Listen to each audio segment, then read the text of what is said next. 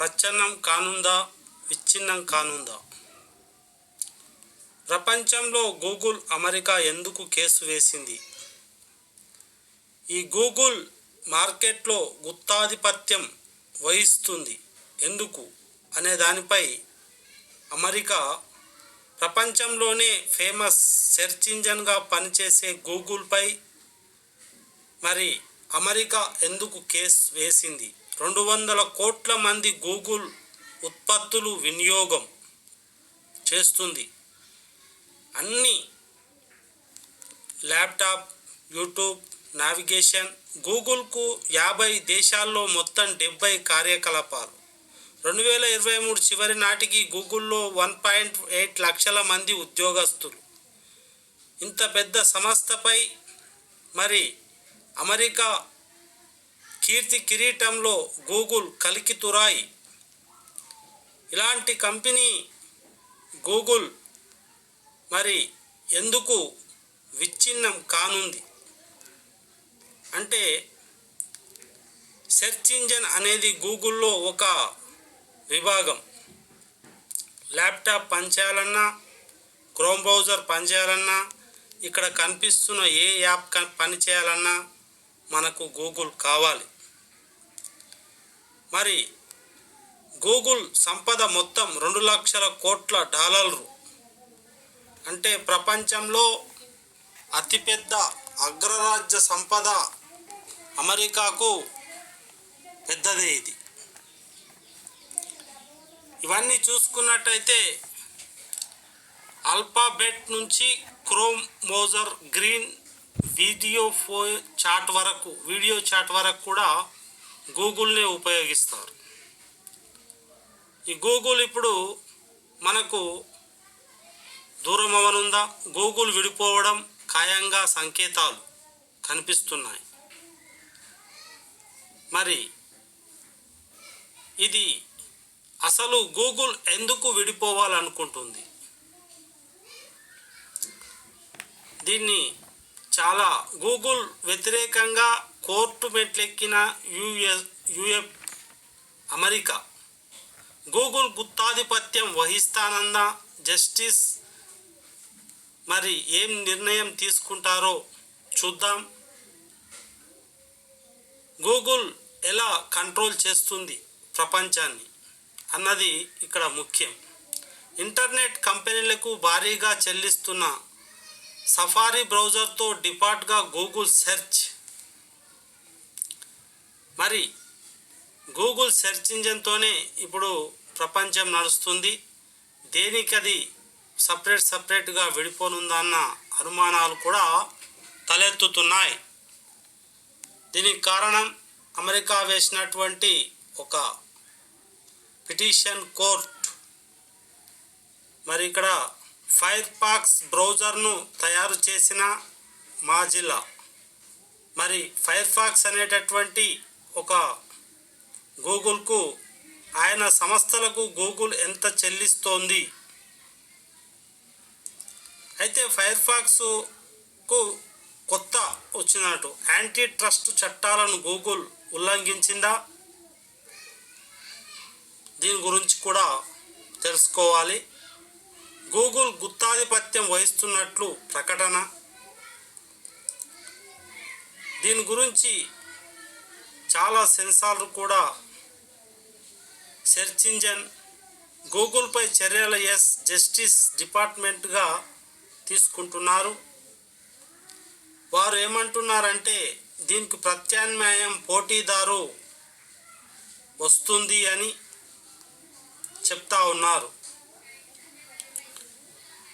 ఈ యొక్క సెప్టెంబర్ 6న గూగుల్పై మొదటి విచారణ అంటే 2024. గూగుల్పై విచారణకు సమయం వేస్ట్ చేయకుండా మనము చెప్పుకుందాం.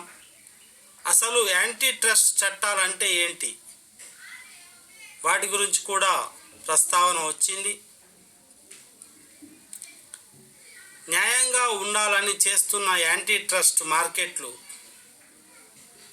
అంటే గూగుల్కు ప్రత్యామ్నాయం కావాలని అమెరికానే కేసు వేసింది. అంటే ఇప్పుడు ఉదాహరణకు చిప్స్ కంపెనీ మార్కెట్ ఉందనుకో, అన్ని బ్రాండ్ల చిప్స్ ఒక తాన ఉంటాయి. అయితే మనకు నచ్చిన చిప్స్ ప్యాకెట్ను మనం తీసుకొని మంచి ఫ్లేవర్ ఏది ఉందో అది తింటాం. కానీ ఇక్కడ ఒక్కటే ఉన్నది గూగుల్. అంటే ఇప్పుడు ఈడ సూపర్ మార్కెట్లో చూసుకుంటే మన ఇష్టం వచ్చింది తీసుకుంటాం. వేరే ఆప్షన్ లేక ఉన్న బ్రాండ్ చిప్స్తో తీసుకుంటారు. అయితే ఈడ గూగుల్ ఒకటే ఉంది కాబట్టి మనం గూగుల్నే మనం తీసుకుంటున్నాం. ఒకే బ్రాండ్ను సూపర్ మార్కెట్లో ఎందుకు పెట్టారనేదే ఇక్కడ పెద్ద క్వశ్చన్ మార్క్. సూపర్ మార్కెట్లో చిప్స్ తయారీదారు ఒప్పందం. తన బ్రాండ్కు పోటీ లేకుండా చూసుకుంటున్న తయారీదారు గూగుల్. అందుకని కేసేసారు అమెరికా. ఎందుకంటే తనకు పోటీ లేదు, ఈ మార్కెట్లో నాదే ఈ మొత్తము సెర్చ్ ఇంజన్ అనేది. అంటే దీనికి ప్రత్యామ్నాయంగా పోటీదారు ఎవరు లేరు అన్నందుకు. ఇక్కడ ఒక చిప్స్ ప్యాకెటే తీసుకోండి ఉదాహరణ, ఎన్నో బ్రాండ్లు ఉన్నాయి, ఎన్నో ఫ్లేవర్స్ ఉన్నాయి. అయితే కస్టమర్ తనకు ఇష్టం వచ్చింది కొనుక్కుంటాడు. అయితే గూగుల్కు ఇంతవరకు కొత్త బ్రాండ్ మాత్రం మన చేతికి రాలేదు. అయితే ఇదే ఇప్పుడు ప్రజలను పబ్లిక్ను వేధిస్తున్నటువంటి ప్రశ్న. కొత్త కంపెనీ పెద్ద కంపెనీల రహస్య ఒప్పందం కూడా ఉంటుంది కదా, అది వాళ్ళు అదే ఫాలో అవుతూ ఉంటారు. ఇలాంటి పద్ధతులు అడ్డుకోవడానికి యాంటీ ట్రస్ట్ చట్టాలు వచ్చాయి. ఈ చట్టాల ప్రకారంగానే గూగుల్ పైన అమెరికా కేసు వేయడం జరిగింది. ఇది మ్యాటర్. యూపీలో మోజో జిల్లాలో గూగుల్ రహస్య ఒప్పందాలు కూడా చేసుకుంది. అంటే నాకు పోటీ ఉండొద్దు, మార్కెట్లో నాదే, ఇతర పోటీదారులను నిరోధించేందుకు గూగుల్ ఎత్తుగడ. ఇది కూడా చట్టానికి వ్యతిరేకమే కదా. చిన్న చిన్న సంస్థలుగా విడిపోనున్న గూగుల్ మరి ఏం జరుగుతుందో, న్యాయ విచారణ ఏ విధంగా ఉంటుందో మరి తెలుసుకుందాం. మరి భవిష్యత్తులో ఈ గూగుల్ ఎక్కడికి వెళ్తుంది, ఎలాంటి ఇతర పోటీదారులతో డేటా పంచుకోవాలని ఎలా ఉంటుందో, లేకుంటే విచ్ఛిన్నమవుతుందో తెలుసుకుందాం. గూగుల్ యూఎఫ్ ప్రభుత్వం ఆదేశించినట్టు ప్రాథమికంగా మార్కెట్లను పారదర్శకంగా మార్చే యత్నం చేస్తుందో గూగుల్ కేసును ఆసక్తిగా.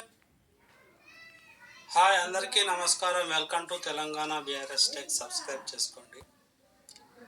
ప్రపంచంలో గూగుల్ అంటే తెలియని వారు ఉండరు.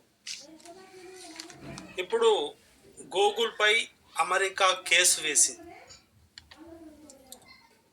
ఈ యొక్క కంపెనీకి ఏమైంది, ఎందుకు కేసు వేసింది అనే విషయాలు తెలుసుకుందాం. గూగుల్లో చాలా ఉన్నాయి. యూట్యూబ్ సెర్చ్ ఇంజన్తో ప్రపంచ దేశాలన్నీ గూగుల్ క్రోమ్ కానీ అన్నీ పనిచేయాలన్నా గూగుల్ కావాలి. ఇప్పుడు విచ్ఛిన్నం కానుందా, పతనం కానుందా? గూగుల్ యొక్క సంపద ఎంతో తెలిస్తే షాక్ అవుతారు. అక్షరాల 200 లక్షల కోట్లు. అంటే మన ప్రపంచంలో ఏ దేశానికి, అంటే ఇప్పుడు అగ్రగామిగా ఉన్న చైనా దేశం కన్నా కూడా ఎక్కువ, భారత్ కన్నా కూడా 150 కోట్ల భారత్ కన్నా కూడా ఆ యొక్క గూగుల్ సంస్థ యొక్క సంపద ఎక్కువ. కాబట్టి ఇది కేసు ఎలా నడుస్తుందో ఒకసారి తెలుసుకుందాం. అంతకన్నా ముందు ఫస్ట్ టైం చూస్తున్నట్టయితే నా ఛానల్ సబ్స్క్రైబ్ చేసుకోండి.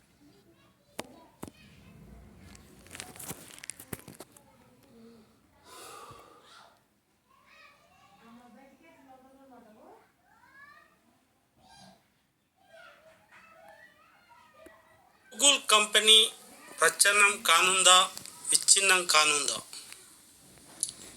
ప్రపంచంలో గూగుల్ అమెరికా ఎందుకు కేసు వేసింది?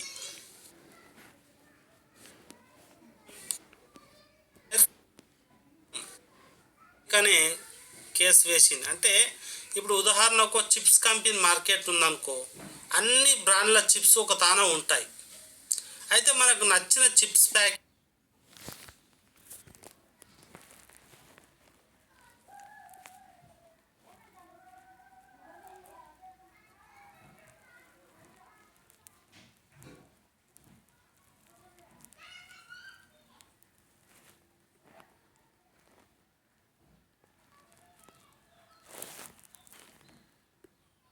కంపెనీ ప్రచ్ఛన్నం కానుందా, విచ్ఛిన్నం కానుందా?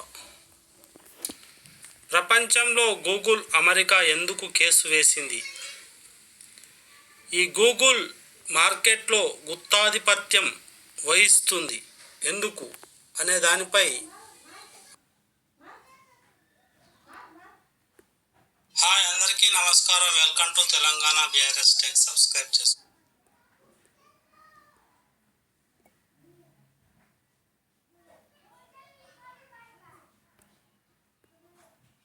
హాయ్ అందరికీ నమస్కారం. Welcome to Telangana BRS tech. Subscribe చేసుకోండి. ప్రపంచంలో గూగుల్ అంటే తెలియని వారు ఉండరు. ఇప్పుడు గూగుల్పై అమెరికా కేసు వేసింది. ఈ యొక్క కంపెనీకి ఏమైంది, ఎందుకు కేసు వేసింది అనే విషయాలు తెలుసుకుందాం. గూగుల్లో చాలా ఉన్నాయి. యూట్యూబ్ సెర్చ్ ఇంజిన్తో ప్రపంచ దేశాలన్నీ గూగుల్ క్రోమ్ కానీ అన్నీ పనిచేయాలన్నా గూగుల్ కావాలి. ఇప్పుడు విచ్ఛిన్నం కానుందా, పతనం కానుందా? గూగుల్ యొక్క సంపద ఎంతో తెలిస్తే షాక్ అవుతారు. అక్షరాల 200 లక్షల కోట్లు అంటే మన ప్రపంచంలో ఏ దేశానికి అంటే ఇప్పుడు అగ్రగామిగా ఉన్న చైనా దేశం కన్నా కూడా ఎక్కువ, భారత్ కన్నా కూడా 150 కోట్ల భారత్ కన్నా కూడా ఆ యొక్క గూగుల్ సంస్థ యొక్క సంపద ఎక్కువ. కాబట్టి ఇది కేసు ఎలా నడుస్తుందో ఒకసారి తెలుసుకుందాం. అంతకన్నా ముందు ఫస్ట్ టైం చూస్తున్నట్టయితే నా ఛానల్ సబ్స్క్రైబ్ చేసుకోండి.